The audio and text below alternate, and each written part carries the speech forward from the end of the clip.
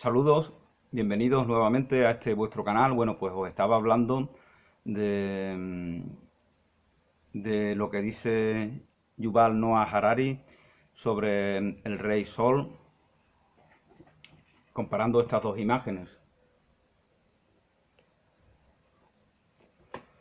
Eh, la masculinidad en el siglo XVIII, retrato oficial del rey Luis XIV de Francia. Abiértase la larga peluca, las medias, los zapatos de tacón. Alto, la postura de bailarín y la enorme espada. En la Europa contemporánea, todos estos rasgos, con excepción de la espada, se considerarían señales de afeminamiento, pero en su época Luis era un dechado de masculinidad y de virilidad. Bueno, yo no estoy tan seguro. ¿Tú cómo lo ves? Yo creo que esta pose, esta apariencia, en muchas épocas pasadas, en tiempo incluso de Carlomagno o de Alejandro Magno, por ejemplo, ya sería considerada como una presencia afeminada, poco viril, desde mi punto de vista. Y de Barack Obama, el expresidente norteamericano, pues nos dice que en este retrato oficial, comentando el retrato oficial, ¿dónde está la peluca? ¿Dónde están las medias, los tacones altos y la espada? Los hombres dominantes nunca han tenido un aspecto más insulso y deprimente que en la actualidad. Durante la mayor parte de la historia, los hombres dominantes han sido pintorescos y ostentosos, como los jefes de los indios americanos son con sus tocados de plumas, y los marajás hindúes ataviados de sedas y diamantes. Ese hombre viril, ese patriarca, ese cacique, ese jefe, realmente solía adaptar una apariencia ostentosa, con mucho colorido, ¿no? Como el gallo, como el gallito que luce todo su esplendor. En el reino animal, justamente nos habla de ello, los machos tienden a tener colores más vivos que las hembras. Pensemos en la cola de los pavos reales y en las melenas de los leones. Entonces es una virilidad que se ostenta, ¿no? De una manera muy visible, muy perceptible.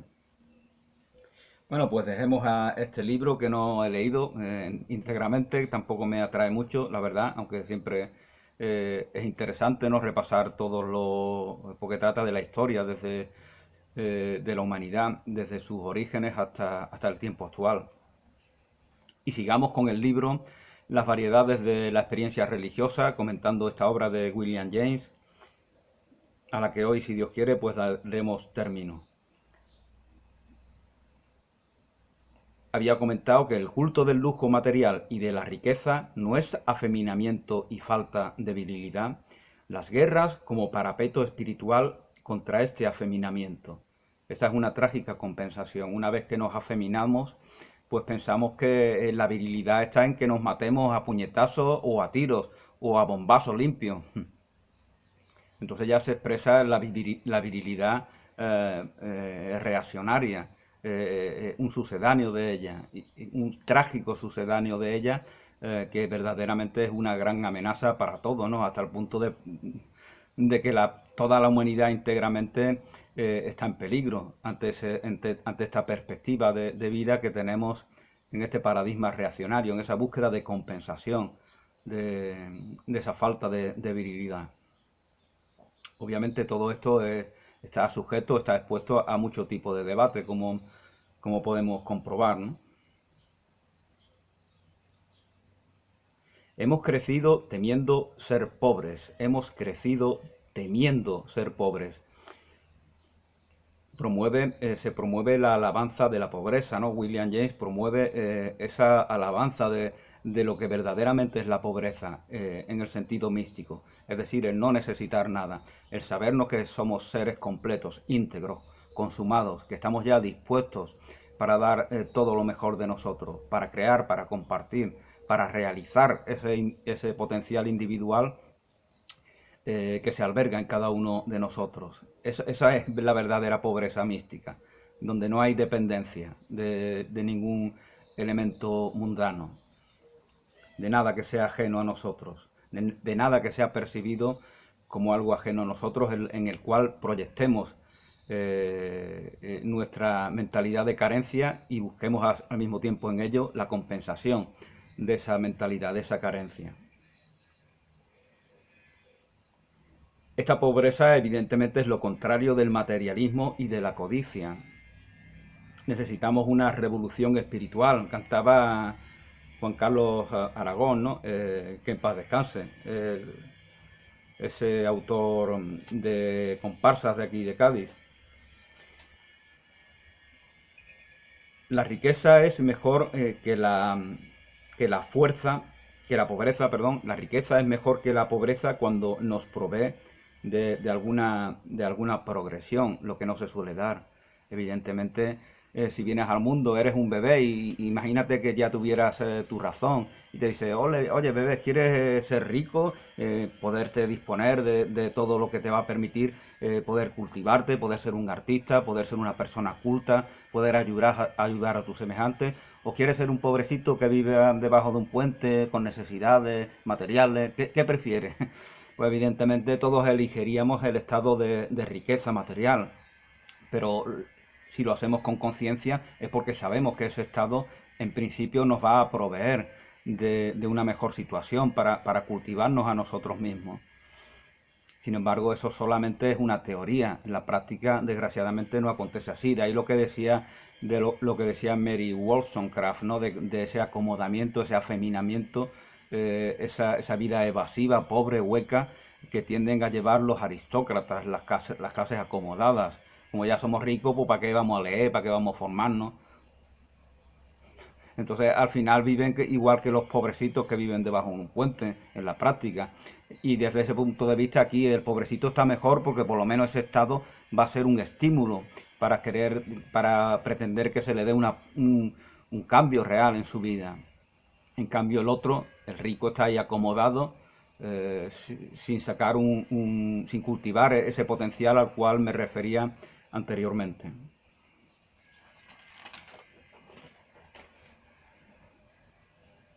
Visión del hombre como hombre castrado en la perspectiva racional de hoy. Eh, ya se normaliza ese que nos autocastremos en nuestro potencial, en nuestra virilidad, ya queda como normalizado. Es lo que también decía el Papa Francisco, ¿no? De esa homosexualidad falsa que se ha puesto de moda. Entonces, hombres que no son homosexuales se acomodan en un rol de bisexualidad o de homosexualidad porque es lo propio, es lo que está implícito en esa vida evasiva, en esa frivolización de la sexualidad y de las relaciones sexuales. Entonces aparece un montón de gays por todas partes y la mayoría de ellos no son realmente homosexuales. Porque ser homosexual no implica no ser viril. Un homosexual, conocía a un homosexual que justamente decía, siempre repetía esa frase, ¿no? De ser gay es cosa de hombres, somos machos. Entonces no es cierto de que el homosexual sea un afeminado. Es cierto que hay perfiles de homosexual en el cual pues se ve que son hombres muy femeninos, al mismo tiempo que hay hombres que son transexuales y que se sienten mujeres, ¿no? Hay muchos perfiles de gay, pero también se da el perfil del homosexual que se ve como una persona viril, que no ha perdido su masculinidad, simplemente le atraen las personas de su mismo sexo y no le atraen las del sexo contrario, en lo que se refiere a lo sexual.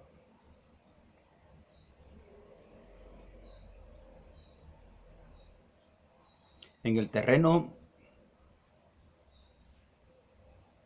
apestoso de la autocompasión florecen todas las plantas venenosas.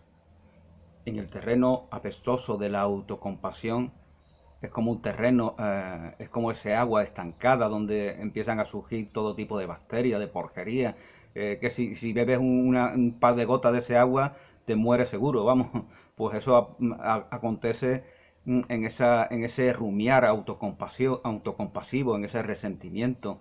Se va autoenvenenando la persona cuando se queda en ese estado. Todo el mundo tiene derecho a desahogarse ante los contratiempos y los males de la vida. Pero una cosa es desahogarte y otra cosa es vivir en el desahogo permanentemente, durante toda la vida, como un modo de vida, hacer del desahogo eh, una forma de vivir. En el terreno apestoso de la autocompasión florecen todas las plantas venenosas. Tienden ser de ser verdugos al mismo tiempo que odian ser víctimas.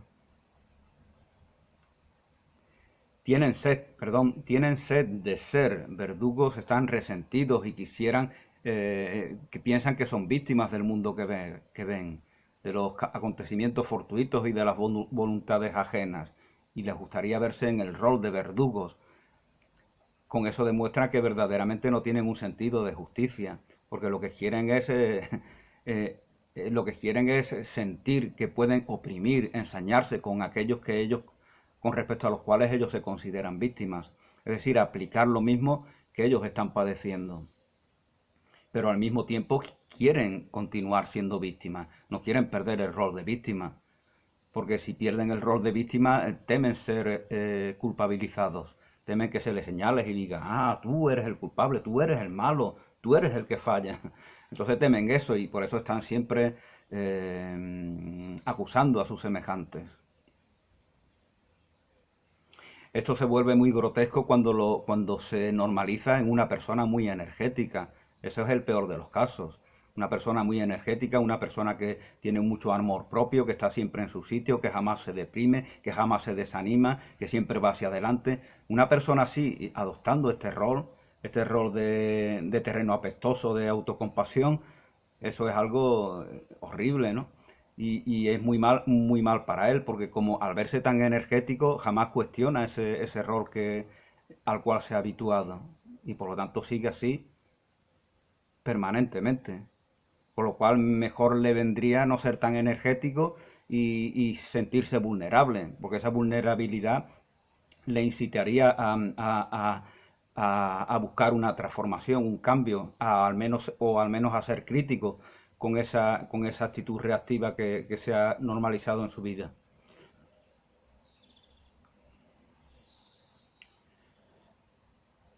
Pasividad y agresividad parecen ser ambos necesarios en nuestro mundo. Bueno, alguien comentaba justamente hace poco en algún vídeo que la agresividad está en relación con el miedo. Somos agresivos porque tenemos miedo y por lo tanto ya tenemos una predisposición a tener esa actitud agresiva. Pero a veces se usa esta palabra agresividad en un sentido metafórico, ¿no? La agresividad con la que el Betis ha jugado y se ha impuesto a su rival. No se refiere a que haya pegado muchas patadas, a que haya utilizado un juego antideportivo, sino que ha jugado con mucha decisión, con mucha convicción y metafóricamente etiqueta esa buena disposición con la que ha jugado de agresividad. Pasividad y agresividad parecen ser ambos necesarios en nuestro mundo. La pasividad está en relación con la mansedumbre del santo. La agresividad está en relación con la disposición del guerrero. Eh, de los mansos es el reino de los cielos, ¿no? Que decía Jesús. Pero en la realidad en la que vivimos, pues también es pertinente tener esa disposición del guerrero, ¿no? Un sentido de justicia, un sentido de equidad.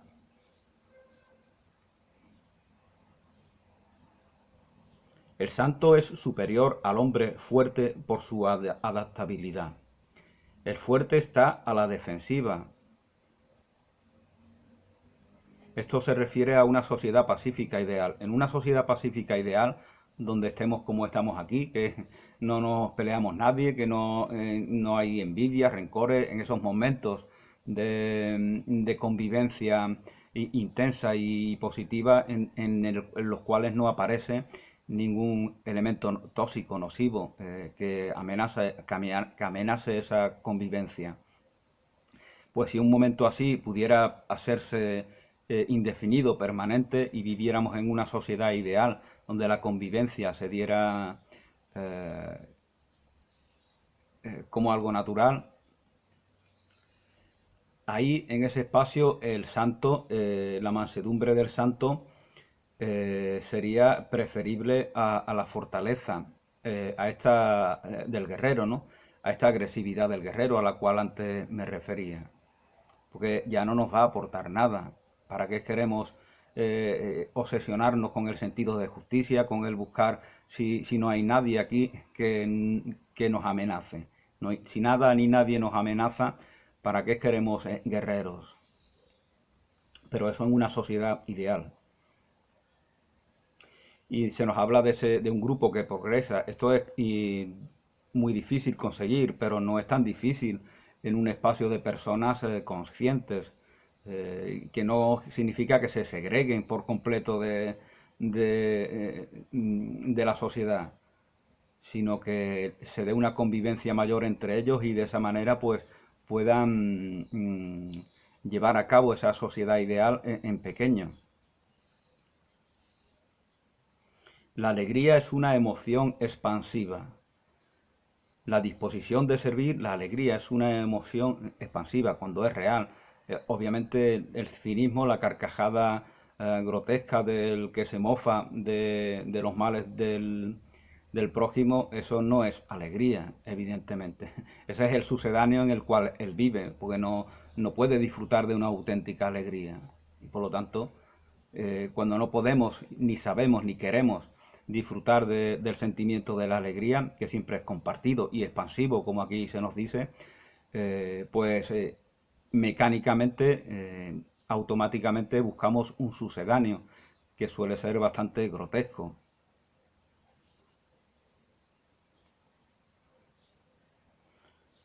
La disposición de servir está implícita en ella. La disposición de servir a nuestro semejante está implícita en esa alegría. La alegría del Evangelio que decía el Papa, ¿no? El Señor me prohibió quitarme el sombrero ante nadie. Bueno, de esto ya habíamos hablado, ¿no? Eso es lo que dice George Fox, el cuaquero, que no está dispuesto a rendirle pleitesía, a rendirle ningún respeto especial a ninguna autoridad.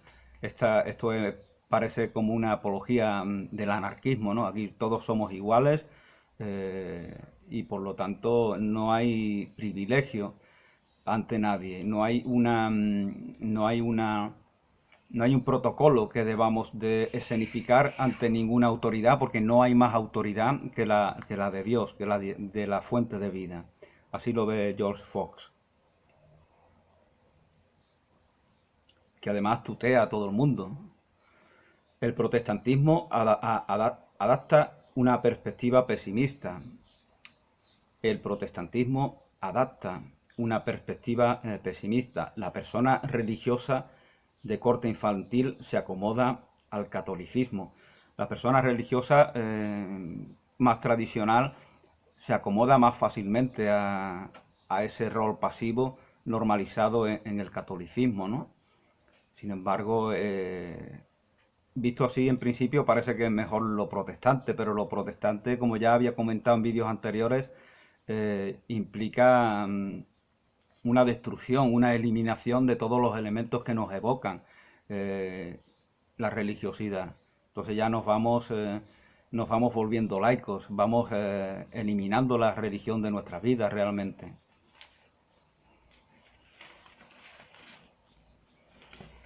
El evolucionismo es el terreno abonado para una nueva religión, que es un sucedáneo de religión.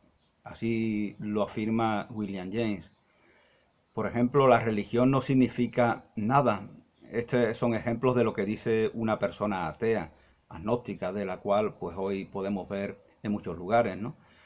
La religión no significa nada, es inútil. Soy empresario de éxito, es un gran empresario de éxito. Vemos como el ateísmo se ha normalizado también entre personas conservadoras, esos que se llaman anarcoliberales.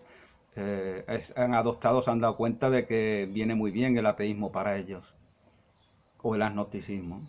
La religión no significa nada, es inútil, porque ya han sido educados en eso, han sido educados en que el ateísmo es lo propio de las personas que se sienten independientes, que se sienten fuertes, que se sienten poderosas.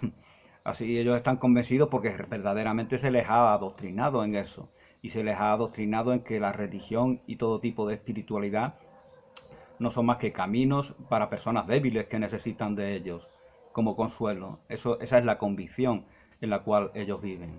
Y a partir de esa convicción van edificando otro tipo de religión, un sucedáneo de religión. La religión no significa nada, es inútil, soy empresario de éxito. Los religiosos son los más inmorales.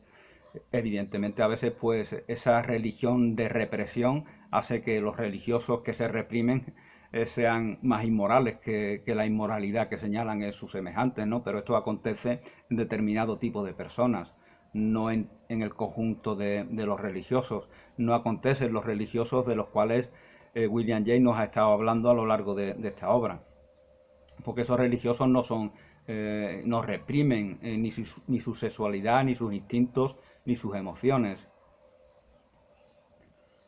La idea de Dios parte de la ignorancia y del desconocimiento de la naturaleza. Si tuviera que morir, disfrutaría de la música, el deporte, etcétera. Vemos cómo él ama cosas, él ama el deporte, él ama la música.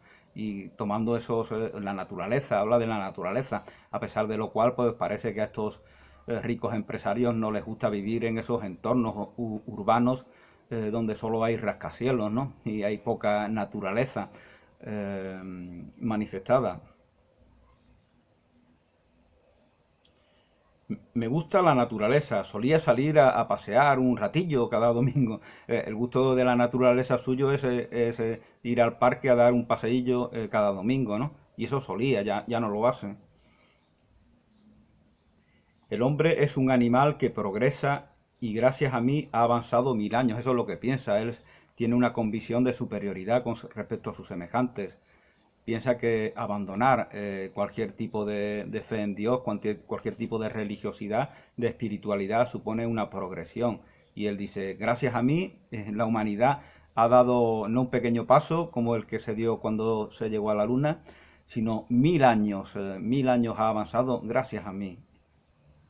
Bueno, ya lo hablaba en algún vídeo anterior, ¿no? Este culto al ateísmo es en gran medida responsable de todos los crímenes que acontecieron a lo largo del siglo XX, porque los que perpetraron esos crímenes no tenían un fundamento religioso, ni un origen ni cristiano ni de ninguna otra religión. Ellos eran nihilistas por completo, no tenían valores ni principios. Cuando abandonamos la religión para abrazar el nihilismo, la autodestrucción total ya está a la vista de todos, evidentemente. Si hubiera algo de malo en las religiones, al abandonarla, ese mal empeora todavía.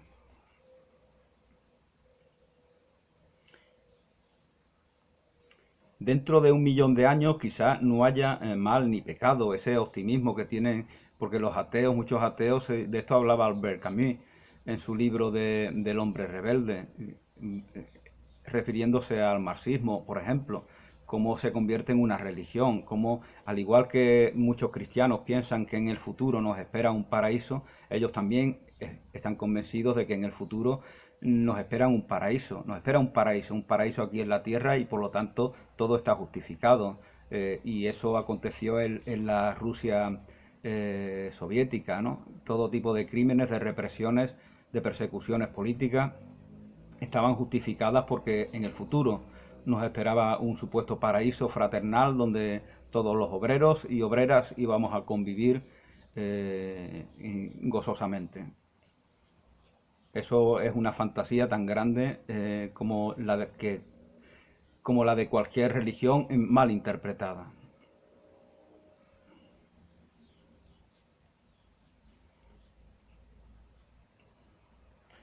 La naturaleza dual del ser humano, profunda y superficial, nos habla de la supervivencia, de la codicia que está basada en el ego, ¿no? Eh, Impera lo superficial, impera el paradigma reptiliano, ¿no? De la supervivencia. Realmente el darwinismo eh, promueve, sobre todo el darwinismo social, promueve ese valor, ¿no? El miedo ya no es estímulo para la fe. El miedo ya no es estímulo para la fe. Las sociedades han progresado y han cambiado. Y el hablar de miedo a nuestros semejantes para que tengan fe en algo trascendente, en Dios, en un camino espiritual, Eso no sirve absolutamente para nada, al contrario, ellos lo van a utilizar para como argumento defensivo. Ah, el miedo, hay miedo y por lo tanto quieres tú que yo me adhiera a determinado credo religioso o a la mera fe en Dios. Eso demuestra que tú estás movido por el miedo y quieres compensarlo. Eso demuestra que humanamente puedo comprender ese miedo que tienes tú y esa necesidad que tienes tú, pero verdaderamente está basado en una debilidad que por algún motivo no quieres trascender, no quieres aceptar la crudeza de la vida, y etcétera, etcétera. No, lo va a utilizar como argumento de contraataque que le va a resultar muy efectivo. Entonces nos dice William James que el miedo verdaderamente ya no nos incita a tener fe en algo trascendente. Pero el darwinismo se basa en una dialéctica del miedo. Aún así, el darwinismo se basa en una dialéctica del miedo. Buscamos la supervivencia porque tenemos miedo. Fijaos esta contradicción. Entonces el miedo sigue ahí, vigente también. No se ha eliminado. Se le ha deificado. Realmente es el yo el que se convierte en Dios, pero no en el sentido en que lo dice Jesús de Nazaret: sois dioses, el reino de Dios está en vosotros. Esa es vuestra realidad, esa es vuestra identidad. Reconoceros en la armonía universal y en la esencia de vida de la cual os provee eh, nuestro Padre, dentro de la jerga religiosa, o nuestra gran diosa madre, como lo quieras llamar. Eh, Aquí en este yo de darwinista, como todo esto es mentira, como Dios es mentira, como lo trascendente es mentira, como la armonía es mentira, la única verdad es mi yo separado, que busca la supervivencia, el progreso propio en detrimento de los demás, si se diera. Entonces ese es un germen de destrucción total del propio individuo y de la propia comunidad. Entonces, el paradigma de supervivencia simplemente tiene un sentido en su ámbito, pero hay mucho más que eso. Los niños no vienen al mundo con una fortaleza impresionante. Si el paradigma de supervivencia hubiera verdaderamente impuesto su ley en el devenir de la evolución, los niños vendrían más fuertes, no tan debiluchos, ¿no? Digo yo, ¿no?